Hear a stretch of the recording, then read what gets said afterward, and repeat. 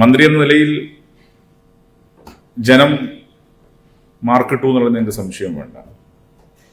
ഏറ്റവും മികച്ച മന്ത്രിയാണെന്ന കാര്യത്തിൽ യാതൊരു തർക്കവും എന്നെ സംബന്ധിച്ചിടത്തോളം ഇല്ല. ഞാൻ പറഞ്ഞു, ഞാൻ മഞ്ഞിൽ വിരിഞ്ഞ പൂക്കൾ എന്ന സിനിമയിൽ അഭിനയിക്കാൻ വേണ്ടി പോകുമ്പം KSRTCയിലാണ് ആദ്യം. അതുകൊണ്ട് ആദ്യം KSRTC കയറിക്കോട്ടാ. ഏതെങ്കിലും ഇന്റർവ്യൂവിനൊക്കെ ആൾ പോകുന്നുണ്ടെങ്കിൽ ഫസ്റ്റ് KSRTC കയറി ഉറപ്പാ കിട്ടുന്നുള്ളത്. അത് ഐശ്വര്യമുള്ള നമ്മളെ തലശ്ശേരി മുസ്ലിങ്ങളുടെ ഒരു ഭാഷയുണ്ട്, ബർക്കത്ത് എന്ന് പറയും. അതെല്ലാവർക്കും മനസ്സിലാവണമെന്നില്ല, അതുകൊണ്ട് ബർക്കത്തുണ്ട് ഈ ബസ്സിന്. അതാണ് മഞ്ഞിൽ വിരിഞ്ഞ സിനിമയിലൂടെ അഭിനയിക്കാൻ വേണ്ടി ലാലേട്ടൻ പോയപ്പോൾ KSRTC ബസ് കയറി ആലപ്പുഴ ബസ് സ്റ്റാൻഡിൽ ഇറങ്ങി, ബസ് സ്റ്റാൻഡിൽ നിന്ന് സ്റ്റുഡിയോ പോയി തിരിച്ച് അദ്ദേഹത്തിന് തിരിഞ്ഞു നോക്കേണ്ട വന്നിട്ടില്ല. അതേപോലെ ഇവിടെ ആരെങ്കിലും എന്തെങ്കിലും ഉയർച്ച വേണമെന്ന് ആഗ്രഹിക്കുന്നെങ്കിൽ വേഗം പാഞ്ഞ് കയറിക്കോളും KSRTC ബസ്. അത് ക്യാമ്പസിലെ PSC വിദ്യാർത്ഥികളോട് പറയണം. UPSC പരീക്ഷ ചെയ്യുന്ന ആൾക്കാർ, PSC പരീക്ഷ ചെയ്യുന്ന ആൾക്കാർ, ജീവിതത്തിൽ ഉന്നത വിജയം കരസ്ഥമാക്കുന്ന ആൾക്കാർ ഇനി ജോലിശീലൊന്നും കാണാൻ പോണ്ട. പാഞ്ഞ് KSRTC ബസ്സിന് ഇപ്പൊ കൈ കാണിച്ച് നിർത്താൻ പറ്റിയ സംവിധാനമുണ്ട്. അതാണ് സ്റ്റോപ്പ് ഓൺ ഡിമാൻഡ്. എല്ലാം ഒന്നിച്ചിട്ടാണ് സ്റ്റോപ്പ് ഓൺ ഡിമാൻഡ് വരാൻ കാരണം എന്താ? നിങ്ങൾക്ക് നിങ്ങളുടെ സ്റ്റോപ്പിൽ നിങ്ങൾ നിൽക്കുന്നിടത്ത് ബസ് കൈ കാണിച്ചാൽ നിർത്തണം. അതാണ് ഇതിലൂടെ കാണിച്ചിട്ടുള്ളത്. അപ്പൊ ഏറ്റവും അധ്യക്ഷൻ ഗതാഗത വകുപ്പ് മന്ത്രി ശ്രീ KP ഗണേഷ് കുമാർ, ഇവിടെ സ്വാഗതം പറഞ്ഞ S പ്രമോദ് ശങ്കർ, സിദ്ധു, ഷീല, മറ്റ് വേദിയിലും സദസ്സിലുമുള്ള ബഹുമാന്യരെ, പ്രിയപ്പെട്ട സഹോദരി സഹോദരന്മാരെ, തീർത്തും യാദൃച്ഛികമായാണ് ചടങ്ങിൽ ഞാൻ സംബന്ധിക്കാനിടയായത്. ഇന്നലെ രാവിലെയാണ് ഗണേശേട്ടൻ തിരുവനന്തപുരത്തുണ്ടോ എന്ന് ചോദിച്ചു വിളിച്ചത്. ഞാൻ വിചാരിച്ചു തിരുവനന്തപുരത്തുണ്ടെങ്കിൽ സാധാരണ നിയമസഭയിൽ അദ്ദേഹം വരാറുണ്ട്, സംസാരിക്കാനായിരിക്കുമെന്നാണ്. ഞാൻ ഉണ്ടെന്ന് പറഞ്ഞപ്പോഴാണ് ഇങ്ങനെയൊരു പരിപാടിയുണ്ട്, നിങ്ങളൊന്ന് വന്ന് ലോഞ്ച് ചെയ്തരണമെന്നോട് ആവശ്യപ്പെട്ടത്. അദ്ദേഹം പറഞ്ഞാൽ നോ എന്ന് പറയാൻ സാധിക്കില്ല. പക്ഷെ അദ്ദേഹം രണ്ടാമത്തെ പോയിന്റ് കൂടി പറഞ്ഞത് ലാലേട്ടൻ ആണ് ഈ പരസ്യചിത്രത്തിൽ അഭിനയിക്കുന്നതെന്നാണ്. ലാലേട്ടൻ എനിക്ക് ഏറ്റവും ഇഷ്ടമുള്ള നടന്മാരിൽ ഒരാളാണ്. അദ്ദേഹത്തെ ദീർഘകാലമായി എനിക്ക് പരിചയമുണ്ട്. പക്ഷെ അദ്ദേഹത്തിന് എന്നെ പരിചയം 3 വർഷമായിട്ടേ ഉള്ളൂ. ചെറിയൊരു തിരുത്താണ്. ലാലേട്ടനെ എനിക്ക് കുറേ കാലമായിട്ട് അറിയാം. പക്ഷെ അദ്ദേഹത്തിന് എന്നെ പരിചയം 3 വർഷമായിട്ടേ ഉള്ളൂ. അത് ഗണേശേട്ടനാണ് പരിചയപ്പെടുത്തി തന്നത്. നേരെന്ന സിനിമയുടെ ഷൂട്ടിലാണ് നമ്മൾ രണ്ടുപേരും പോകുന്നത്. ആർട്സ് കോളേജിന്റെ ഹോസ്റ്റലിലാണ്. അവിടെ വെച്ച് പരിചയപ്പെട്ടു. തുടർന്ന് നല്ലൊരു ബന്ധമാക്കി മാറ്റി തീർക്കാൻ നമുക്ക് സാധിച്ചു. അദ്ദേഹത്തെ ഞാൻ ആദ്യം നേരിട്ട് കാണുന്ന വളരെ വർഷങ്ങൾക്ക് മുമ്പാണ്. അദ്ദേഹം എനിക്ക് അന്ന് തോന്നിയത് വളരെ ഷൈ, അങ്ങനെയൊന്നും സംസാരിക്കുന്ന ആളല്ല എന്നാണ്. പക്ഷെ പിന്നീട് അടുത്തപ്പോഴാണ് വളരെ നന്നായി സംസാരിക്കുന്ന, ബന്ധം സൂക്ഷിക്കുന്ന ഒരു നടനാണ് ലാലേട്ടൻ എന്നെനിക്ക് മനസ്സിലായത്. അദ്ദേഹവും ഗണേശേട്ടനും തമ്മിലുള്ള ബന്ധം ഇവിടെ പറഞ്ഞു. ആ ബന്ധം ഏറ്റവും നന്നായി അറിയുന്ന ഒരാളാണ് ഞാൻ. അദ്ദേഹം ചെപ്പെന്ന സിനിമയെക്കുറിച്ചുള്ള അദ്ദേഹത്തിന്റെ പരാമർശം ഉണ്ടായിരുന്നു ബഹുമാനപ്പെട്ട അധ്യക്ഷന്റെ. ആ ചെപ്പെന്ന സിനിമയിലെ കോളേജ് ക്യാമ്പസിന്റെ ഗ്രൗണ്ടിൽ വെച്ച് ഗണേഷ് കുമാർ എന്ന വില്ലൻ കഥാപാത്രത്തെ ഒരു സ്റ്റണ്ട് സീൻ ഇപ്പോൾ എൻ്റെ മനസ്സിൽ ഓർമ്മയുണ്ട്. അതൊരു കോളേജ് ക്യാമ്പസാണ്. ആ ക്യാമ്പസിന്റെ ഗ്രൗണ്ടിൽ നിന്നാണ് വലിയ സംഘടന നടക്കുന്നത്. ഞങ്ങൾക്ക് ചെറിയ കുട്ടികളാണ്. അത് ഞാൻ ഗണേശേട്ടനോട് എപ്പോഴും ഞാൻ പറയാറുണ്ട്, ഞാൻ നിങ്ങളെ ഫസ്റ്റ് കാണുന്ന സിനിമ അതാണ്. അപ്പൊ അദ്ദേഹം പറയാം, എൻ്റെ ഫസ്റ്റ് സിനിമ അതല്ല, അതിനുമുമ്പ് വേറൊരു സിനിമയിൽ ഞാൻ അഭിനയിച്ചു എന്നുള്ളതാണ്. തുടർന്ന് അദ്ദേഹത്തിന്റെ പല ക്യാരക്ടേഴ്സും ഞാൻ ഓർക്കുന്നതാണ്. പോലീസ് ഓഫീസറായിട്ടുള്ള ക്യാരക്ടർ നന്നായി പെർഫോം ചെയ്യാറുണ്ട്. ഓട്ടോയിൽ ഓട്ടോ ഡ്രൈവർ എന്ന ക്യാരക്ടർ, ഇങ്ങനെ പല ക്യാരക്ടേഴ്സും പണ്ടേ ഇഷ്ടപ്പെടുന്ന ഒരാളായതുകൊണ്ടായിരിക്കാം നമ്മൾ രണ്ടുപേരും സഭക്കകത്ത് ഏറ്റവും നല്ല സൗഹൃദമുള്ള MLA മാരായി മാറിയത്. നമ്മൾ രണ്ടുപേരും ദീർഘകാലം താഴത്തിരുന്ന ആൾക്കാരാണ്. 2016 മുതൽ 2022 വരെ താഴത്തായിരുന്നു. ഞങ്ങൾ രണ്ടുപേരും അടുത്തിരുത്തിരുന്ന ആൾക്കാരാണ്. ആദ്യം ഞാനാണ് കയറിയത് മുകളിലേക്ക്, സ്പീക്കർ ഡയസിലേക്ക് എത്തി. തൊട്ട് പിറകെ അദ്ദേഹം വന്നു, മന്ത്രിയായി. മന്ത്രി എന്ന നിലയിൽ ജനം മാർക്കിട്ടു എന്നുള്ളത് എനിക്ക് സംശയം വേണ്ട. ഏറ്റവും മികച്ച മന്ത്രിയാണെന്ന കാര്യത്തിൽ യാതൊരു തർക്കവും എന്നെ സംബന്ധിച്ചിടത്തോളം ഇല്ല. യഥാർത്ഥത്തിൽ ആ ഒരു സൗഹൃദമാണ്, ലാലേട്ടനുമായുള്ള അദ്ദേഹത്തിന്റെ സൗഹൃദമാണ് ലാൽ എന്ന ഒരു ഫിലാൻഡ്രോപ്പിസ്റ്റായ ഒരു നടനെ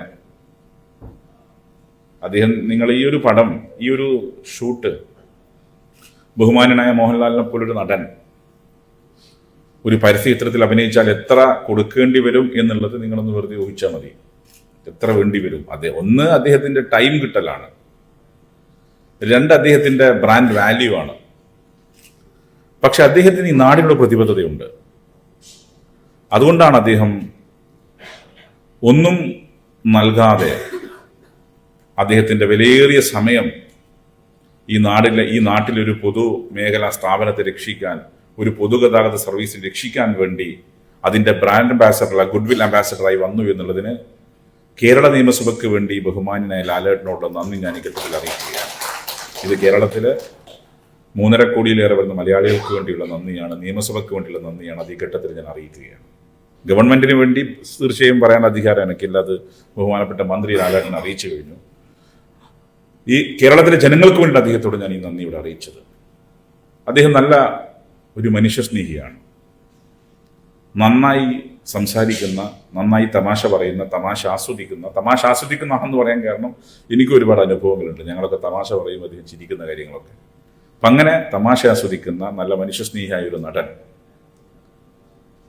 പണമല്ല മറിച്ച് നിലപാടുകളും ഒപ്പം താൻ ഉയർത്തിപ്പിടിക്കുന്ന കാഴ്ചപ്പാടുകളുമാണ് ഏറ്റവും വലുതെന്ന് വിശ്വസിച്ച ഒരു നടൻ ആയതുകൊണ്ടാണ് അദ്ദേഹം ഈ ഒരു സമയം സ്പെൻഡ് ചെയ്ത്, ഇപ്പോൾ 1.5 മണിക്കൂർ 1.5 മിനിറ്റിലേറെ 2 മിനിറ്റ് വരുന്ന ചിത്രമാണെങ്കിലും അതിനുവേണ്ടി അദ്ദേഹം നീക്കിവെച്ച സമയം വളരെ അമൂല്യമാണ്. നിങ്ങളിപ്പോ ഒരു കേസ് ഡിസ്കഷന് പോയി കഴിഞ്ഞാൽ വലിയ സീനിയർ അഡ്വക്കേറ്റ്സിന് ഡിസ്കഷന് വലിയ പൈസ വേണം. വാദിക്കുന്നതിനല്ല, ആദ്യം ഡിസ്കഷൻ എന്ന് പറയും. ഒരു 2-3 ഡിസ്കഷൻ കഴിയുമ്പോഴേക്ക് ഏതാണ്ട് കക്ഷി ഒരു വൈക്കാകും. പിന്നെ വാദിക്കാൻ പോകുമ്പോൾ സ്ഥിതി ആലോചിച്ച് നോക്കിയാൽ അവിടെയാണ് മോഹൻലാലിനെ പോലുള്ളൊരു നടനോടിപ്പോ സ്ക്രിപ്റ്റ് പറയാൻ പോകുമ്പോൾ തന്നെ ആദ്യം എല്ലാവർക്കും കിട്ടൂല എൻട്രി. ലാലിന്റെ അടുത്തൊക്കെ സ്ക്രിപ്റ്റ് പറയാൻ കിട്ടുക എന്ന് പറഞ്ഞാൽ തന്നെ ഒരു കഥ, ചിലരൊക്കെ ധരിച്ചു വെച്ച് ഞാനൊക്കെ പറഞ്ഞ കഥ പറയാൻ കിട്ടുന്നു. അങ്ങനെ നമ്മളൊക്കെ ആരെങ്കിലും ബൈൻഡ് ചെയ്ത് വിട്ടേക്കും. ഇങ്ങനെ കഥയൊക്കെ എഴുതിയ ആൾക്കാർ ആരെങ്കിലും ഉണ്ടെങ്കിൽ ഓരോ ബൈൻഡ് ചെയ്ത് സ്പീക്കറെ പോയി കണ്ടാൽ മതി, നല്ല ബന്ധമാണ്. നമ്മൾ ഏതെങ്കിലും ഒരു ചിരിക്കുന്ന ചിത്രം കണ്ടാൽ ആളുകൾ കഴിച്ച് ഞങ്ങൾക്ക് വലിയ സ്വാധീനമാണ്. അങ്ങനെയൊന്നും പറ്റില്ല, നമുക്കറിയാലോ. അപ്പൊ നാട്ടിൽ ആരെങ്കിലും നമ്മളോട് ദേശന്റെ ബൈൻഡ് ചെയ്തെങ്കിൽ വിട്ടേക്കും. ഉടൻ പോയി സ്പീക്കറെ കണ്ടാൽ ഇന്ന സ്ഥലത്തുണ്ട്, അയാൾ വിചാരിച്ചാൽ നടക്കും. അങ്ങനെയുള്ള പലപ്പോഴും സ്ക്രിപ്റ്റ് പുതുതലമുറയിൽപ്പെട്ട ആളുകൾ എഴുതിയാൽ, കഥ എഴുതിയാൽ പോലും കാണണമെങ്കിൽ അത്രയും പ്രയാസമുള്ള ഒരു നടനെ ലോകത്തെമ്പാടുമുള്ള മലയാളികൾക്ക് ഏറെ ആദരിക്കുകയും ബഹുമാനിക്കുകയും ചെയ്യുന്ന നമ്മുടെ മലയാളത്തിന്റെ ഗ്ലോബൽ അംബാസഡർമാരിൽ ഒരാളായ ശ്രീ മോഹൻലാൽ, അദ്ദേഹം ഇതിന്റെ ഗുഡ്വിൽ അംബാസഡറായി വന്നു എന്നുള്ളത് ഏറ്റവും വലിയ കാര്യം. അത് നേടിയെടുത്ത ഗണേശ് ചേട്ടനെ കൊണ്ട് മാത്രമേ, നമുക്കാർക്കും പറ്റുന്ന കാര്യമല്ല. അവർ തമ്മിലുള്ള സൗഹൃദം എനിക്കറിയാം. ഈ പറഞ്ഞ കാര്യങ്ങളിലൊന്നും കള്ളത്തരമില്ല. അദ്ദേഹത്തിന്റെ പ്രസംഗത്തിൽ പറഞ്ഞു ലാൽ വിളിക്കുന്ന മോനെ, ശരിയാണ്, ഞാൻ കേട്ട ആളാ. എന്താ മോനെ എന്നാണ് ഗണേഷ് കുമാർ അദ്ദേഹം വിളിക്കാറുള്ളത്, ഞാൻ കേട്ടിട്ടുണ്ട്. അപ്പം അങ്ങനെയുള്ള ഒരു നടൻ നമ്മുടെ നാടിന്റെ ഒരു പൊതു കാര്യത്തിന് വേണ്ടി വന്നു എന്നുള്ളത് വളരെ നല്ലൊരു കാര്യമാണ്. അത് അതിൽ തന്നെ അതിൽ ഉള്ളിൽ തട്ടിയ പരസ്യചിത്രമാണ്. അതിൽ അഭിനയമില്ല, അതിൽ സ്ക്രിപ്റ്റ് ഹൃദയത്തിന്റെ സ്ക്രിപ്റ്റാണ്. കാരണം അദ്ദേഹം പറഞ്ഞു ഞാൻ മഞ്ഞിൽ വിരിഞ്ഞ പൂക്കൾ എന്ന സിനിമയിൽ അഭിനയിക്കാൻ വേണ്ടി പോകുമ്പം KSRTCയിലാണ് ആദ്യം. അതുകൊണ്ട് ആദ്യം KSRTC കയറിക്കോട്ടാ. ഏതെങ്കിലും ഇന്റർവ്യൂവിനേക്കാൾ പോകുന്നുണ്ടെങ്കിൽ ഫസ്റ്റ് KSRTC കയറി ഉറപ്പാ കിട്ടുന്നുള്ളത്. അത് ഐശ്വര്യമുള്ള നമ്മളെ തലശ്ശേരി മുസ്ലിങ്ങളുടെ ഒരു ഭാഷയുണ്ട്, ബർക്കത്ത് എന്ന് പറയും. അതെല്ലാവർക്കും മനസ്സിലാവണമെന്നില്ല, അതുകൊണ്ട് ബർക്കത്തുണ്ട് ഈ ബസ്സിന്. അതാണ് മഞ്ഞിൽ വിരിഞ്ഞ സിനിമയിലൂടെ അഭിനയിക്കാൻ വേണ്ടി ലാലേട്ടൻ പോയപ്പോൾ KSRTC ബസ് കയറി ആലപ്പുഴ ബസ് സ്റ്റാൻഡിൽ ഇറങ്ങി, ബസ് സ്റ്റാൻഡിൽ നിന്ന് സ്റ്റുഡിയോ പോയി തിരിച്ച് അദ്ദേഹത്തിന് തിരിഞ്ഞു നോക്കേണ്ട വന്നിട്ടില്ല. അതേപോലെ ഇവിടെ ആരെങ്കിലും എന്തെങ്കിലും ഉയർച്ച വേണമെന്ന് ആഗ്രഹിക്കുന്നെങ്കിൽ വേഗം പാഞ്ഞ് കയറിക്കോളും KSRTC ബസ്. അത് ക്യാമ്പസിലെ PSC വിദ്യാർത്ഥികളോട് പറയണം. UPSC പരീക്ഷ ചെയ്യുന്ന ആൾക്കാർ, PSC പരീക്ഷ ചെയ്യുന്ന ആൾക്കാർ, ജീവിതത്തിൽ ഉന്നത വിജയം കരസ്ഥമാക്കുന്ന ആൾക്കാർ ഇനി ജോലിശീലൊന്നും കാണാൻ പോണ്ട. പാഞ്ഞ് KSRTC ബസ്സിന് ഇപ്പൊ കൈ കാണിച്ച് നിർത്താൻ പറ്റിയ സംവിധാനമുണ്ട്. അതാണ് സ്റ്റോപ്പ് ഓൺ ഡിമാൻഡ്. എല്ലാം ഒന്നിച്ചിട്ടാണ് സ്റ്റോപ്പ് ഓൺ ഡിമാൻഡ് വരാൻ കാരണം എന്താ? നിങ്ങൾക്ക് നിങ്ങളുടെ സ്റ്റോപ്പിൽ നിങ്ങൾ നിൽക്കുന്നിടത്ത് ബസ് കൈ കാണിച്ചാൽ നിർത്തണം. അതാണ് ഇതിലൂടെ കാണിച്ചിട്ടുള്ളത്. അപ്പൊ ഏറ്റവും ഇത്ര മനോഹരമായ അദ്ദേഹത്തിന്റെ പരസ്യചിത്രത്തിൽ അദ്ദേഹം പറയുന്ന കാര്യം പറഞ്ഞു. അത് രണ്ടും അദ്ദേഹത്തിന്റെ ഹൃദയത്തിലുള്ള വാക്കുകളാണ്. ഒന്നാമത് അദ്ദേഹത്തിന്റെ ലൈഫിന്റെ ടേണിംഗ് സ്റ്റോറി ആയിരുന്നു. അത് സിനിമ നടനായി മാറുന്നതിന്റെ ഫസ്റ്റ് അറ്റംപ്റ്റ് സിനിമ. രണ്ട്, അദ്ദേഹം സ്കൂളിൽ പോയതും ഈ ബസ്സിലാണ്. ഇത് രണ്ടും അദ്ദേഹത്തിന്റെ അനുഭവമാണ്. അനുഭവം അദ്ദേഹം കണക്ട് ചെയ്യുന്ന KSRTCയിലൂടെയാണ്. ഇതിലെ സ്ക്രിപ്റ്റ് കള്ളത്തരങ്ങളല്ല, സ്ക്രിപ്റ്റ് ഹൃദയത്തിനുള്ളതാണ്. ആ ഹൃദയത്തിലെ സ്ക്രിപ്റ്റിനെ അടിസ്ഥാനപ്പെടുത്തിക്കൊണ്ടാണ് 2 പരസ്യചിത്രങ്ങളും തയ്യാറാക്കിയെന്നുള്ളത് കൊണ്ട് തന്നെ പിന്നെ ഇന്നത്തെ കാലത്ത് പ്രൊഫഷണലിസം വളരെ മസ്റ്റാണ്. അപ്പൊ ലാക്ക് ഓഫ് പ്രൊഫഷണലിസമാണ് പല സംവിധാനങ്ങളും തകരാൻ ഇടയാക്കുന്നത്. പ്രൊഫഷണൽ അപ്രോച്ച് നമുക്ക് എല്ലാത്തിനും ഉണ്ടാവണം. എന്തിനാ സർക്കാരിന്റെ ബസ്സിന് പരസ്യം എന്ന് ചിലർ ചോദിക്കും. ഏത് സംവിധാനവും മാർക്കറ്റ് ചെയ്യപ്പെടുമ്പോഴാണ് സക്സസ് ആവും. വിസിബിലിറ്റി ഉണ്ടാവണം, മാർക്കറ്റ് ചെയ്യപ്പെടണം. മാർക്കറ്റ് ചെയ്യപ്പെടുമ്പം വിസിബിലിറ്റി ഉണ്ടാകുമ്പോഴാണ് ആളുകൾ അതിനകത്ത് കയറുക. അപ്പൊ അത് പ്രൊഫഷണലിസമാണ് ഏറ്റവും അനിവാര്യമായി വേണ്ടത്. ഇക്കാലം അത്രയും ഞാൻ ആരെയും ബ്ലെയിം ചെയ്യാൻ വേണ്ടി പറയുന്നില്ല, പലപ്പോഴും നമ്മുടെ KSRTCക്ക് ഇല്ലാതെ പോയത് ആ പ്രൊഫഷണലിസം ആയിരുന്നു. ആ പ്രൊഫഷണലിസം ഇപ്പൊ കൊണ്ടുവരാൻ അതിന്റെ ടീം ലീഡർ എന്ന നിലക്ക് ശ്രീ KB ഗണേഷ് കുമാറിന് കഴിഞ്ഞു. അതിന് അദ്ദേഹത്തെ സഹായിക്കാൻ പ്രമോദ് ശങ്കർ ഉണ്ടായി എന്നുള്ളതാണ്. പ്രമോദ് എന്റെ അടുത്തിരിക്കും പറഞ്ഞൊരു കാര്യം, ഇതേപോലെ മഹാരാഷ്ട്ര ബസ് സർവീസിന് വേണ്ടി മോഡൽ അംബാസഡർ ആയത് ടെണ്ടുൽക്കറാണ്, സച്ചിൻ ടെണ്ടുൽക്കർ. നമ്മളൊക്കെ ഒരു കാലത്ത് പറഞ്ഞു cricket is my religion, Sachin is my God എന്ന് പറഞ്ഞൊരു തലമുറയാണ് നമ്മളൊക്കെ. അങ്ങനെ സച്ചിൻ തെണ്ടുൽക്കർ അഭിനയിച്ചതൊന്നും യഥാർത്ഥ ബ്രാൻഡ് അംബാസഡർ ആയിട്ടാണെങ്കിൽ ഇത് ഗുഡ് വിൽ അംബാസഡറായി അഭിനയിക്കാൻ ബഹുമാനപ്പെട്ട മോഹൻലാൽ വന്നു എന്നുള്ള സന്തോഷകരമായ കാര്യമാണ്. KSRTC ഉത്തരവ് ഇനിയും ഉയരട്ടെ, ഇനിയും വളരട്ടെ, അതിന് നേതൃത്വം കൊടുക്കുന്ന ടീമിന് ആ നിലയിൽ സാധിക്കട്ടെ എന്നാണ് എനിക്ക് ആശംസിക്കാനുള്ളത്. ഒപ്പം ഇവിടെ ലോഞ്ച് ചെയ്തിരിക്കുന്ന 2 ആപ്പ് ഉണ്ട്. ആ 2 ആപ്പ് നിങ്ങൾ ഉപയോഗപ്പെടുത്തുക. അപ്പൊ സാധാരണ KSRTCക്കാരുടെ MLA-മാരും മന്ത്രിമാരൊക്കെ ഇതൊക്കെ വന്ന് നിങ്ങൾ ഇതൊന്നും കൊടുക്കണ്ട, പകരം ഓരോ ബസ് കൊടുത്താൽ ഇവരുടെ മണ്ഡലത്തിൽ. അത് നമുക്ക് സന്തോഷമുണ്ട് ഓടി വരാൻ. ഇവിടെ ഇപ്പോ ഒരു ചെടി തന്നു, ഒരു ചെടി തരുന്നതിന് പകരം നമുക്കൊക്കെ വരാൻ ഇൻട്രസ്റ്റ് ഉണ്ടാകാൻ എപ്പോഴാണ് സ്പീക്കർ വരുന്നു. എന്നാ പിന്നെ സ്പീക്കറെ മണ്ഡലത്തിൽ ഞങ്ങളുടെ അതേ ഇതിന്റെ ചെറിയ ബസ് ഉണ്ടാക്കി തന്ന ഇത് നിങ്ങളുടെ റൂട്ടിൽ ഓടിക്കാൻ വേണ്ടി ഞങ്ങൾ തരും. അതിന്റെ പ്രതീകാത്മകമായ റിപ്ലൈക്കായി അവിടെ തരുന്നു. ആ നിലയിലേക്ക് കൂടി ഒരു സ്ട്രാറ്റജി, ആ നിലയിലേക്ക് കൂടി ഒരു പ്രൊഫഷണലിസം ഭാവിയിൽ ഗണേഷ് കുമാർ ഉണ്ടാക്കാൻ കഴിയണം. നമുക്ക് വലിയ സന്തോഷമാണ്. കാരണം ഒരു ബസ്സൊക്കെ കിട്ടിക്കഴിഞ്ഞാൽ നമ്മളൊക്കെ വളരെ ഹാപ്പി ആയിരിക്കും. ഒരു ബസ് കിട്ടിയല്ലോ. നാട്ടിലെപ്പോഴും പലരും ഞങ്ങളുടെ ടു ബി ഹോണസ്റ്റ്, ഞങ്ങളുടെ നാട്ടിലൊക്കെ എന്റെ കോൺസ്റ്റിറ്റ്യുവൻസിക്കകത്ത് കൂടുതലും പ്രൈവറ്റ് ബസ്സാണ്. പക്ഷെ എന്നാലും ജനങ്ങൾക്ക് KSRTCയോട് വലിയ താല്പര്യമുണ്ട്.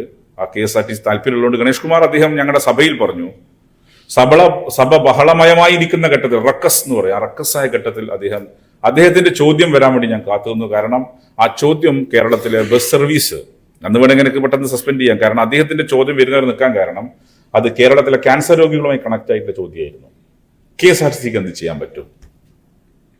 ചോദ്യം ഞാൻ കണ്ടപ്പം ആ ചോദ്യം എന്തായാലും ഫ്ലോറിൽ വരണം ഞാൻ ആഗ്രഹിച്ചു.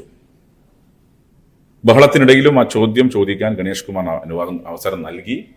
കൃത്യമായി അദ്ദേഹം പറഞ്ഞു, കേരളത്തിലെ ക്യാൻസർ സെന്റേഴ്സ്, കേരളത്തിൽ 3 ക്യാൻസർ സെന്റേഴ്സ് ആണ്. Malabar cancer centre, Cochin cancer centre, RCC. ഈ 3 ക്യാൻസർ സെന്റേഴ്സിലെയും പേഷ്യൻസിന് വേണ്ടി ഫ്രീ സർവീസ് KSRTC നടത്തും. അദ്ദേഹം ഞങ്ങൾക്ക് നൽകിയ ഉറപ്പാണ്, ഫ്ലോറിൽ നൽകിയ ഉറപ്പാണ്. അത് ഞാനിവിടെ പറയുന്നത് സാക്ഷ്യപ്പെടുത്തുന്നു. എന്റെ മലബാർ ക്യാൻസർ സെന്ററിൽ ഇന്ന് ബസ് ഓടുന്നുണ്ട്. അദ്ദേഹം നൽകിയ ഉറപ്പാണ്.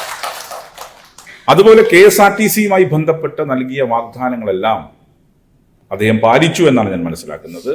ഞാൻ സാക്ഷ്യപ്പെടുത്തുന്ന കാര്യം ഈ ഒരു കാര്യമാണ്. ക്യാൻസർ രോഗികൾക്ക് സൗജന്യ യാത്ര, ക്യാൻസർ സെന്ററിലേക്ക് KSRTC ബസ്, ഈ 2 കാര്യവും അദ്ദേഹം യാഥാർത്ഥ്യമാക്കിയെന്ന കാര്യം നിയമസഭയിൽ നൽകിയ ഉറപ്പ് അദ്ദേഹം പാലിച്ചു എന്ന് ഇവിടെ കൂടി ഞാൻ പറയാൻ ആഗ്രഹിക്കുകയാണ്. അപ്പൊ തീർച്ചയായും ഇതെല്ലാം എല്ലാ ഹോസ്പിറ്റൽസിലും ഉണ്ടോ എന്ന് എനിക്കറിയാം. അതെ, അത് 3 ക്യാൻസർ സെന്റേഴ്സ് ആണ്. എല്ലാ ക്യാൻസർ സെന്റേഴ്സ്, എല്ലാ ഹോസ്പിറ്റലിലേക്കും ഇങ്ങനെ ട്രീറ്റ്മെന്റ് നൽകാൻ അദ്ദേഹം തയ്യാറായിട്ടുണ്ട്. ആ വാക്ക് അദ്ദേഹം പാലിച്ചു. അദ്ദേഹത്തിന് കൺസിസ്റ്റൻസി ഉണ്ട്, ക്രെഡിബിലിറ്റി ഉണ്ട്. അദ്ദേഹം പറഞ്ഞ വാക്ക് പാലിച്ചിട്ടുണ്ട്. അതൊക്കെയാണ് KSRTC ഈ നിലയിലേക്ക് മെച്ചപ്പെടാൻ കാരണം. ഇനിയും മെച്ചപ്പെടട്ടെ കേരളത്തിന്റെ ഗതാഗത വകുപ്പ് എന്ന് പറഞ്ഞ് കൂടുതൽ നേരത്തെ പ്രസംഗത്തിന് സ്കോപ്പില്ല. കാരണം ഇത്തരം ഒരു ചടങ്ങിൽ അധിക നേരമൊന്നും പ്രസംഗം കേൾക്കാൻ വന്നിരുന്നവരല്ല എന്ന ബോധ്യം കൂടി എനിക്കുള്ളത് കൊണ്ട് KSRTCയുടെ ഇനീഷ്യേറ്റീവിന്, ഈ പ്രൊഫഷണൽ അപ്രോച്ച് ഏത് സ്ഥാപനത്തിനുണ്ടാവണം. അത് സർക്കാർ സ്ഥാപനം. നമ്മൾ കോമ്പീറ്റ് ചെയ്യുന്ന ആരോടാണ്? നമ്മൾ കോമ്പീറ്റ് ചെയ്യുന്ന പ്രൈവറ്റ് സെക്ടറിനോടാണ്. പ്രൈവറ്റ് സെക്ടറിനോട് കോമ്പീറ്റ് ചെയ്യുമ്പോൾ പ്രൊഫഷണലിസം ഇല്ലെങ്കിൽ നമ്മൾ പൊളിഞ്ഞു പോകും. അന്നേരം പൊളിഞ്ഞുപോയി എന്ന് പറഞ്ഞ് വൈരം കൊടുത്തുകൊണ്ട് കാര്യമില്ല. പകരം ആ പ്രൊഫഷണലിസം കൊണ്ടുവരിക എന്നുള്ളതാണ് നമ്മുടെ ലക്ഷ്യം. ആ പ്രൊഫഷണലിസത്തിന്റെ ഭാഗമാണ് ഇവിടെ ബഹുമാന്യനായ മോഹൻലാൽ, പ്രിയപ്പെട്ട ലാലേട്ടൻ ഈ ചിത്രത്തിൽ അഭിനയിച്ചത്. ഒപ്പം പുതിയ 2 ആപ്ലിക്കേഷൻ കൂടി ഇവിടെ ലോഞ്ച് ചെയ്തിട്ടുള്ളത്. ഇതെല്ലാം നിങ്ങളെല്ലാം അനുവാദത്തോടെ ലോഞ്ച് ചെയ്ത് പ്രഖ്യാപിച്ചുകൊണ്ട് നമുക്ക് കൂട്ടായി KSRTC 2 മിനിറ്റ് വേണ്ടി പ്രവർത്തിക്കാം എന്ന് മാത്രം പറഞ്ഞ് ഇത് ഉദ്ഘാടനം ചെയ്യാൻ പ്രഖ്യാപിക്കുകയാണ്.